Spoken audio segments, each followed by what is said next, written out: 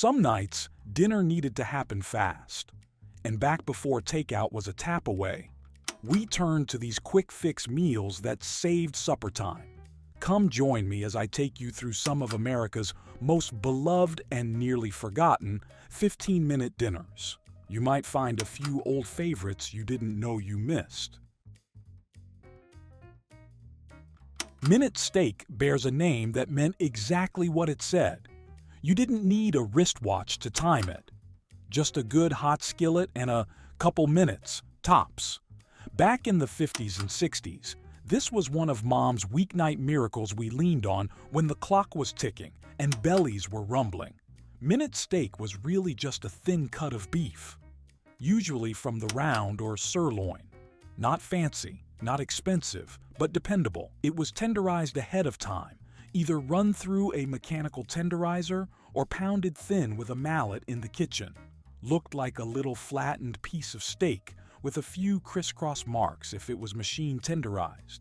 Some folks called it cube steak for that reason, though that term gets tangled up with chicken fried steak too. You'd slap it in a frying pan, cast iron preferably, with just a dab of butter or a splash of oil. Sprinkle a little bit of salt, pepper, and garlic powder if you were feeling fancy. 2 minutes on one side, 1 on the other, and you're golden. It didn't ask for much.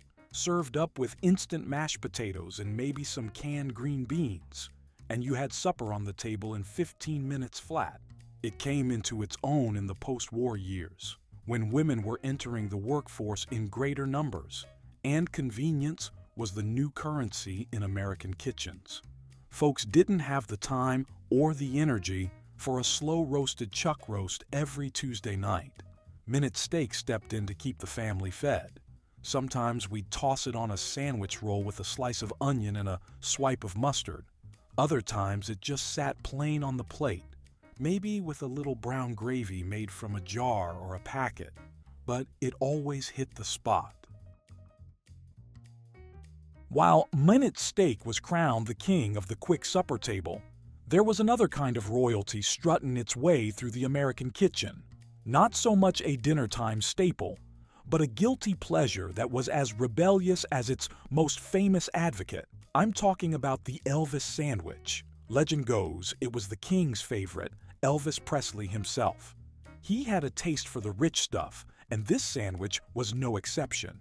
This thing's got peanut butter, bananas, and crisp fried bacon, all stuffed between 2 slices of white bread and grilled up golden like a warm dessert hiding in plain sight. Visually, it looked like something your mom might have warned you not to spoil your dinner with.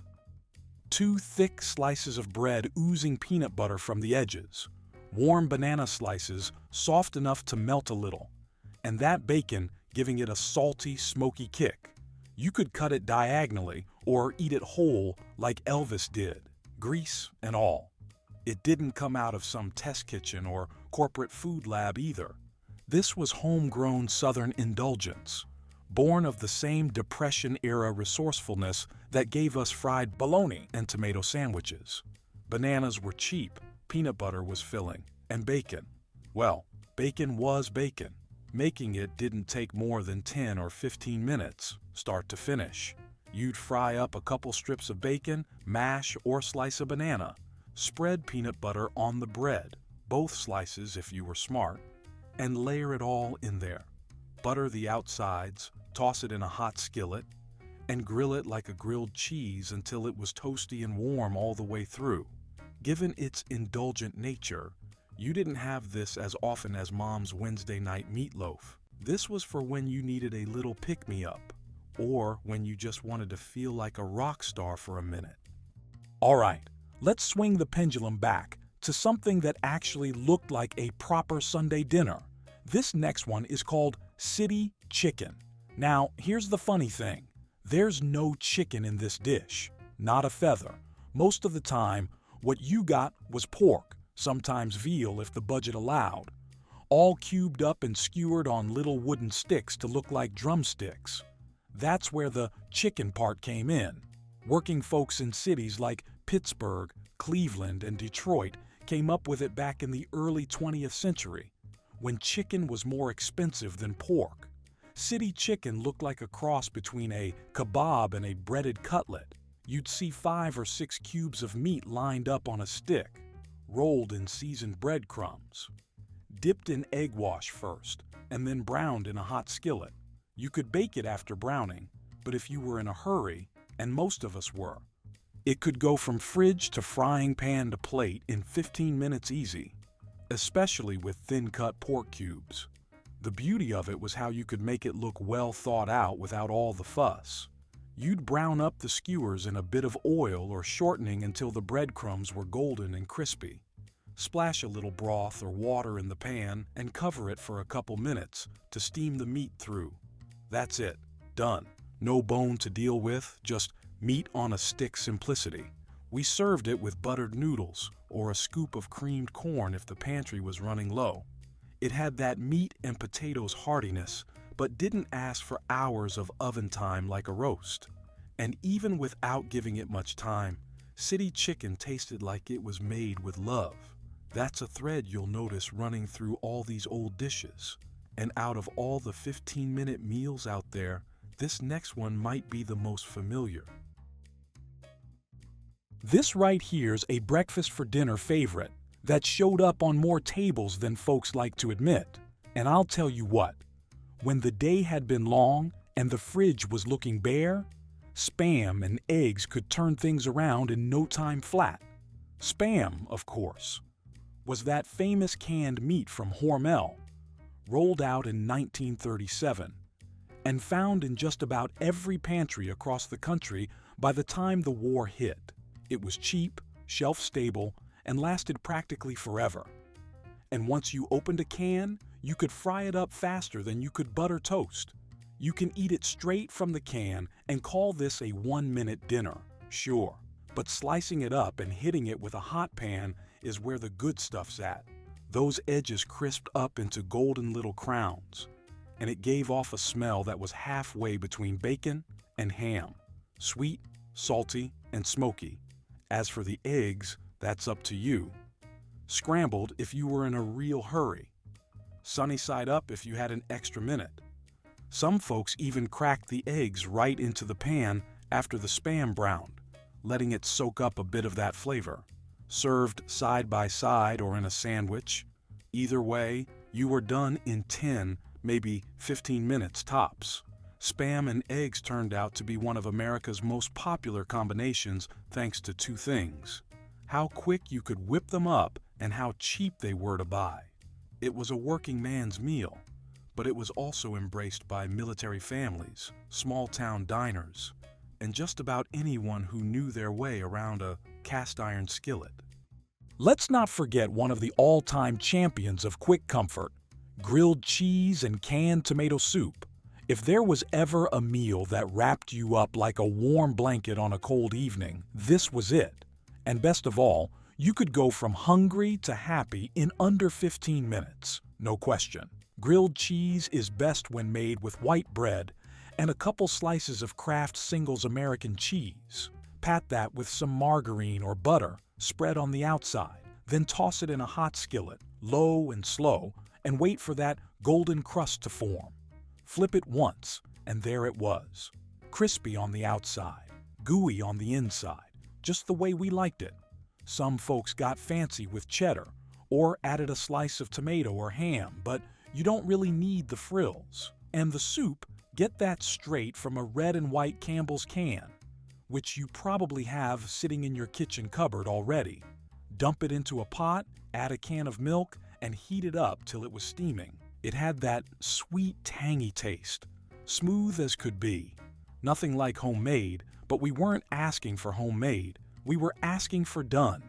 This combo really came into its own during the mid-century boom. Quick meals for busy families, and plenty of nights where mom needed something easy on the stove while juggling 100 other things. It was a favorite with kids, and it still hits the spot even when you're 70 and sitting alone at the kitchen table. A hot, melty sandwich you could dunk right into that steaming bowl of soup. That's a simple luxury that never goes out of style. Now, if you're thinking grilled cheese was the fanciest thing to ever come out of a 15-minute kitchen, let me introduce you to her older, slightly dressier cousin, Welsh rarebit, or as some of us used to call it, rabbit. Even though there wasn't a whisker of meat in sight, Welsh rarebit goes back a long way, with roots over in the British Isles.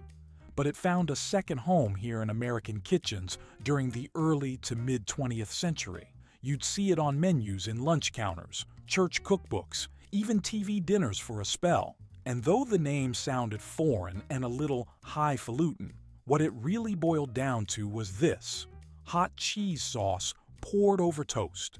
You'd start with a roux of butter and flour in a saucepan. Then you'd whisk in some milk or beer to give it a nice bite. Toss in sharp cheddar cheese, a dab of mustard, a dash of Worcestershire sauce, and a pinch of paprika. Stir it all up until it was smooth and thick, about the consistency of gravy. Took maybe 10 minutes, tops. Then all you did was pour it over a couple slices of hot toasted bread, rye or sourdough if you had it. But plain white bread worked just fine too. Visually, it looked like melted gold draped over toast, maybe bubbling a bit around the edges if you ran it under the broiler for a minute. In the post-war years when folks were chasing both flavor and thrift, Welsh rarebit made its mark. You didn't need meat. You didn't need hours. You just needed a block of cheese and a few pantry basics. And you had dinner, or even a late-night bite that filled the belly. You could have the whole thing cooked and served before the evening news even got to the weather, and nobody missed the rabbit one bit. And while we're on the topic of dishes that dressed up humble ingredients, let me tell you about a little number that brought a touch of the old world right into the American kitchen: Swedish meatballs. These days, folks might think of a certain big box furniture store when they hear the name. But long before that, Swedish meatballs had a place on our dinner tables, especially in the 50s and 60s. They were one of those clever meals that made you feel like you were eating something fancy even when the whole thing came together in 15 minutes flat, if you played your cards right. These meatballs were about the size of a walnut, smaller than the big Italian ones we dropped into red sauce. You'd make them with ground beef, a little onion, breadcrumbs, milk, and egg to hold it all together. When you're done mixing it all together, add a dash of allspice or nutmeg, just a whisper of warm spice that gave it that unmistakably Scandinavian feel. If you mixed the meat earlier and had your little meatballs rolled ahead of time, say in the morning before work or the night before, you could brown them up in a skillet in just a few minutes. Once they were golden, you'd whip up a quick cream gravy right in the same pan. Butter, flour, broth, and a little cream or sour cream stirred in at the end. Rich, velvety, and full of flavor. What you got was a big plate of tender little meatballs nestled in creamy brown gravy, served over buttered egg noodles, mashed potatoes, or even white rice if that's what was in the pantry. Swedish meatballs made it seem like you'd been cooking all afternoon, when really, the whole thing came together between folding the laundry and turning on the TV for I Love Lucy. If you're looking for something that really screams weeknight Midwest flavor, let me take you back to the wonder of tater tot casserole. Oh boy, if there was ever a dish built for busy hands and hungry mouths, this was it. Quick to throw together, hearty as all get out, and baked up crisp in no time. We didn't call it a one-dish miracle, but we should have. This gem started popping up in American homes sometime in the 1950s, right alongside the rise of convenience cooking, when frozen foods and canned soups were revolutionizing the dinner hour. And it caught on fast, especially in small towns where stretching a dollar was part of the rhythm of life. The setup was simple: a layer of browned ground beef mixed with diced onions or canned veggies if you had them. Peas, corn, or green beans were all fair game. Over that, you'd pour a can of condensed cream of mushroom soup. Didn't even need to thin it out. That soup was the glue, the seasoning, and the sauce all in one go. Then came the crown jewel, a layer of frozen tater tots, lined up neat like little golden soldiers across the top. Into the oven it went, just until those tots crisped up and the whole thing was bubbly and browned around the edges. And if you wanted to save even more time, you could use pre-cooked beef or make the whole thing the night before and pop it in the oven after work. The finished dish had crispy tots on top, creamy beef filling underneath, and steam that fogged up your glasses with every bite. This was meat and potatoes fare for folks who didn't want to mess with meat and potatoes from scratch. Tater tot casserole respected your time. 15 minutes of prep, and while it baked, you could put your feet up, help the kids with homework, or catch the weather report. Before we go any further, I gotta ask, did your family have a go-to emergency dinner when time was tight? Drop it in the comments, whether it was a can of SpaghettiOs or a bologna sandwich masterpiece. Now, back to the video. Steak Diane used to be the picture of mid-century sophistication. It came into fashion in the 50s and 60s, right when Americans were flirting with continental cuisine, fancy-sounding French-inspired meals you could still whip up at home without breaking a sweat. And Steak Diane was elegance on a budget and a stopwatch. Despite its classy name, Steak Diane wasn't some hours-long affair in a white tablecloth kitchen. This was fast food for those who wanted to feel like they were dining out in their own dining room. The cut of choice was a thin, tender steak, which was typically beef tenderloin medallions or sirloin pounded flat so it'd cook fast. Fast enough that by the time you set the table, dinner was already halfway done. All it took to prep it was a quick sear in butter, just a minute or two per side, then out of the skillet while you made the sauce. Butter, minced shallots, a splash of brandy or cognac that you could flambe if you wanted to show off, a bit of Dijon mustard, and a hit of Worcestershire. You'd stir in a little cream to round it out, toss the steak back in the pan to coat it, and boom, dinner was done in under 15. It looked like it came straight off a supper club menu, served with a side of buttered green beans or a scoop of mashed potatoes. It had a quiet kind of glamour to it, made a Tuesday night feel like a date. What made it so intriguing to home cooks in the mid-20th century was that it seemed like something only a restaurant could do. But there you were, apron on, stovetop blazing, getting it done with just one pan and a few minutes of your time. All that talk of Diane and her fancy steak has me craving for something a bit more down to earth. So let's move on over to Sloppy Joe's. If you grew up in mid-century America, odds are you had a run-in with a Sloppy Joe somewhere between the school lunch line and your mom's Corningware casserole dish. It wasn't glamorous, but boy, it sure was great. A sweet and savory sandwich that hit the plate hot and hearty. And best of all, you could make it in one skillet in under 15 minutes without breaking stride. The base was ground beef, but whatever was on sale would do. You'd brown it up with chopped onion and a little bit of green pepper if your fridge had it. Once that was done, in went the sauce, usually ketchup, a spoonful of mustard, a dash of Worcestershire, and a pinch of brown sugar or vinegar for that perfect sweet tangy balance. Some folks took a shortcut and used the canned stuff. Manwich, remember that? But either way, the idea was the same. Simple ingredients, big flavor, done fast. Spoon that hot, saucy meat onto a hamburger bun and you had dinner. If they had more time, the buns were toasted. If not, nobody complained. After all, a toasted bun is the least of your problems when this thing made you as messy as a 3-year-old. Sloppy Joes were a post-war invention, really, popularized around the 50s.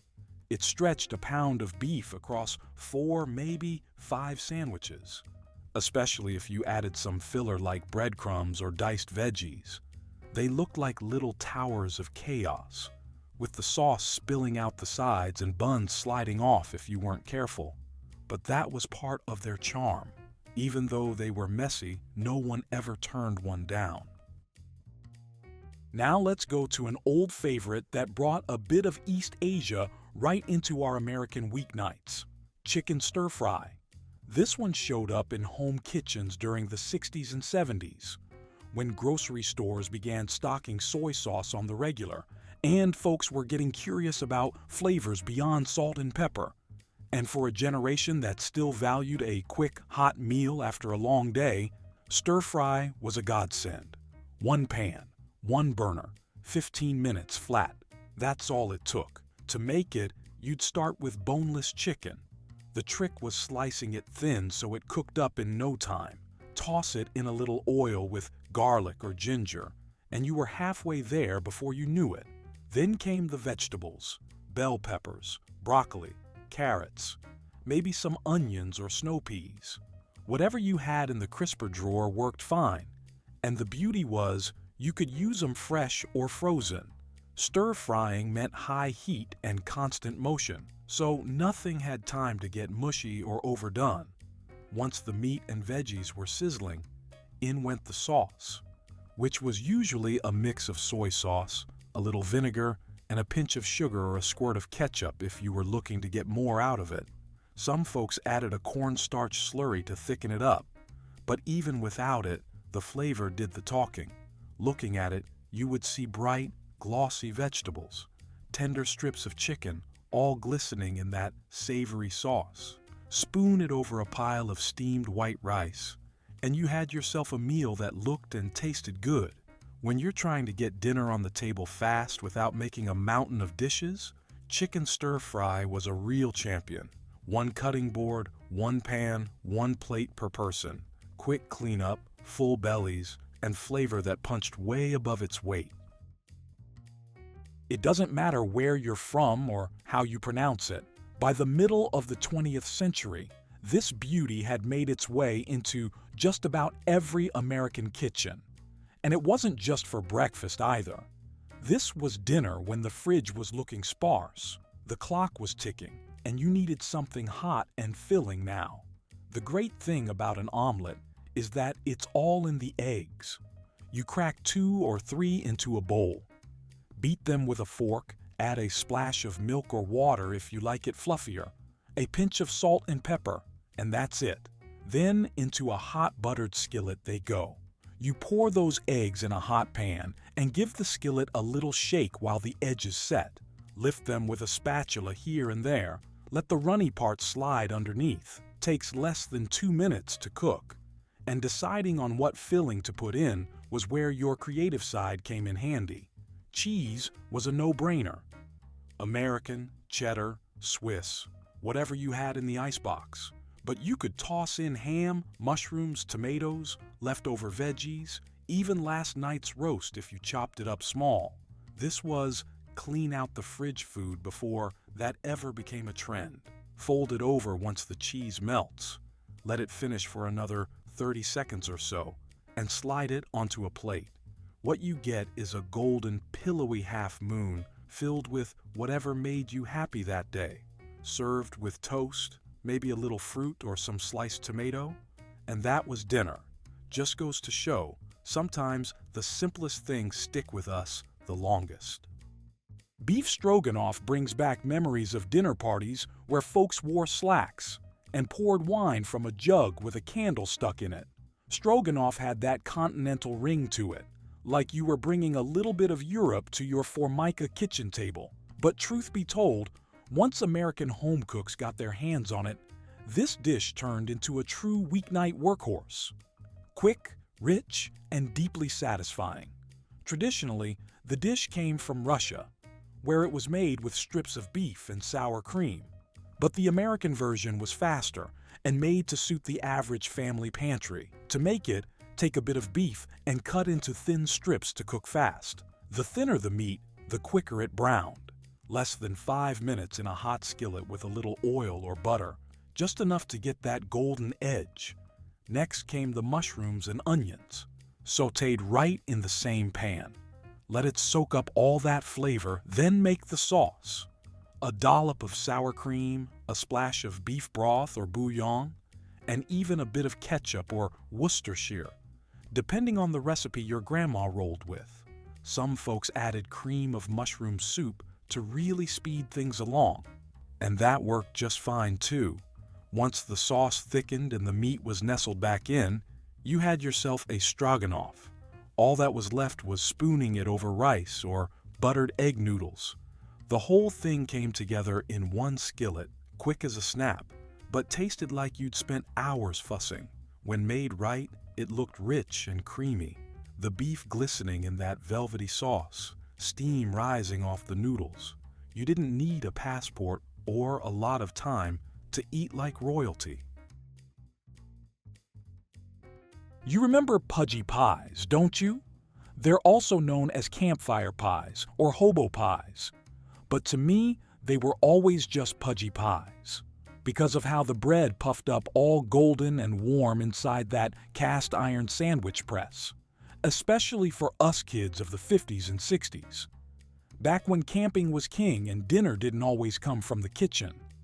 The genius of the pudgy pie was in its simplicity and its speed.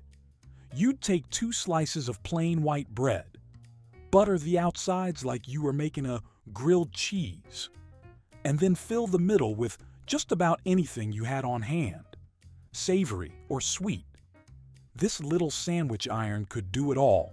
For dinner, you might want to go with a spoonful of canned chili and some cheddar, or maybe pizza sauce, a slice of bologna, and a sprinkle of mozzarella. Voila, pizza pudgy. Just close the iron, trim the crusts if you liked things neat, and stick it right into the coals or over the flame. Took maybe 5 to 7 minutes total, flipping once. You'd open it up to a piping hot, sealed pocket of bubbling goodness. And when you've devoured your savory sandwich, dessert was where the pudgy pie really earned its stripes. You could do cherry pie filling and a marshmallow, peanut butter and banana, or the old American classic, apple filling with a dash of cinnamon, golden brown, ooey gooey, and all made without ever stepping inside a kitchen. Whether it was a quick backyard supper or part of a weekend in the woods, the pudgy pie was an American innovation that showed you fast food didn't have to come from a drive-thru. Lastly, we have something that doesn't get talked about nearly enough these days. Stracciatella soup. This is the Italian grandmother's answer to chicken noodle soup. Us American home cooks, especially those with roots in the old country, picked it up and made it our own. I remember my wife whipping this up on chilly evenings when time was short, and we needed something warm in our bellies fast. When you tasted it, you would think it had been simmering all afternoon. But it only took a quarter of an hour, start to finish. It all started with broth, either homemade or one of those bouillon cubes. Bring that up to a gentle boil, and while it was heating, whip together a couple of eggs in a bowl with a handful of grated Parmesan and a bit of semolina or breadcrumbs. You could add a pinch of nutmeg or a sprinkle of parsley if you're feeling fancy. Once the broth was bubbling, you'd take that egg mixture and slowly drizzle it in while stirring the pot in a circle. And just like that, the eggs would cook instantly, forming soft, delicate little ribbons. Stracciatella literally means little shreds. It looked like confetti in a golden sea, light but rich, simple but soulful. You could toss in some spinach or escarole if you had it, but all you really needed was the hot broth and those beautiful egg threads, a sprinkle of black pepper on top, maybe an extra dusting of cheese. And that was dinner, done in 15 minutes flat. Faster if the broth was already hot. What made it special wasn't just how quickly it came together, but how comforting it was. A fresh bowl warmed you to your bones, perfect for when you were feeling under the weather or just plain tired. I think that's enough for one night. I've talked longer than it takes to make 2 of these dinners. If you had as much fun as I did, go ahead and hit that like button. And if you're craving for more, be sure to subscribe to Memory Manor so we can keep dishing out the good stuff. Thanks for dropping by.